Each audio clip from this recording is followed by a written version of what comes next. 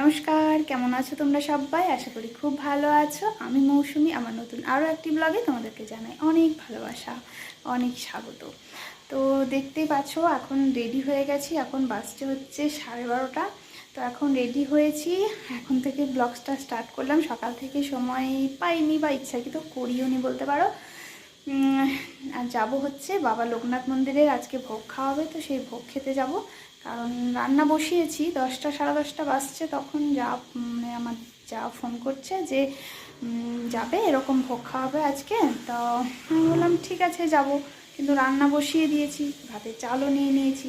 তো বললো রাতে খেয়ে নেবে, চলো। তো বললাম ঠিক আছে চলো। তো এখন ছেলেকেও বললাম যে যাবি, ও তখন যাবো নাই বলেছে, প্রথম থেকে যাবো নাই করেছে। তো এখন বললাম যাবি, তো বলছে যে চলো যাবো। তো এখন স্নান করছে, রেডি হোক, তারপরে বেরোবো। চলো এখন যাচ্ছি, দরজাগুলোকে লাগিয়ে দিই, আবার বিড়াল ঢুকে যাবে। রান্না করে রাখা আছে, একদম খেয়ে চলে যাবে। চলো এই দরজাটা লাগা, আসছি গো। চলো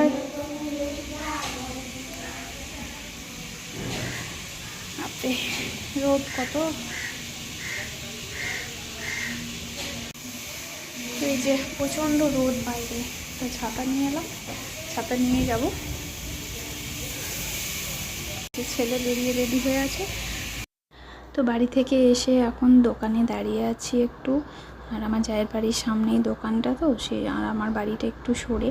তো ডেকে এলাম দিদিকে, তো রেডি হয়ে গেছে, কি গোছগাছ করছে, তালা টালা দিচ্ছে। তো সেজন্য আমি এসে দাঁড়িয়ে আছি, আর আমার ছেলে এখানে অধৈর্য, ছাতা নিয়ে একটু করছে। আর এবার আমরা যাব।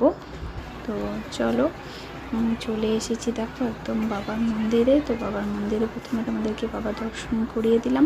তো অন্যবার এই জায়গাটায় খাওয়ায় না, ঠিক আছে, ফাঁকা থাকে, তো সেই জন্য বেশ প্রণাম করতে সুবিধা হয়। তো একটু ওদেরকে সরিয়েই ঢুকলাম, প্রণাম করলাম। মানে এসে এসে যদি খেতে বসতাম তাহলে জায়গা পেয়ে যেতাম, কিন্তু দেখলাম না, থাক, আগে প্রণামটাই করি, তারপরে খাবো।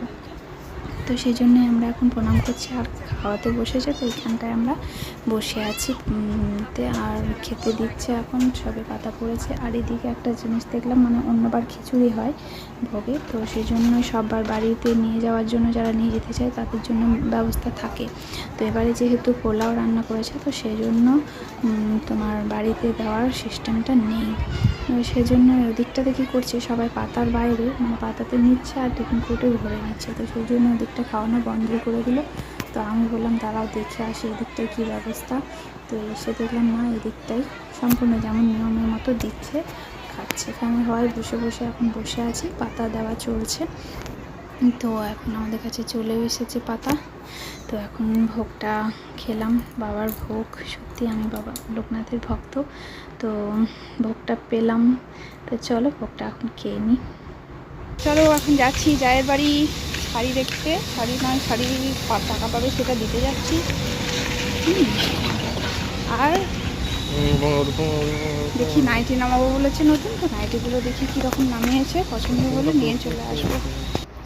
তো দিদি আস্তে আস্তে বলছিল যে নাইটি নামিয়েছি, কিছু দেখবে তো এসো, তাই বিকেলবেলায় চলে এলাম দেখতে নাইটি।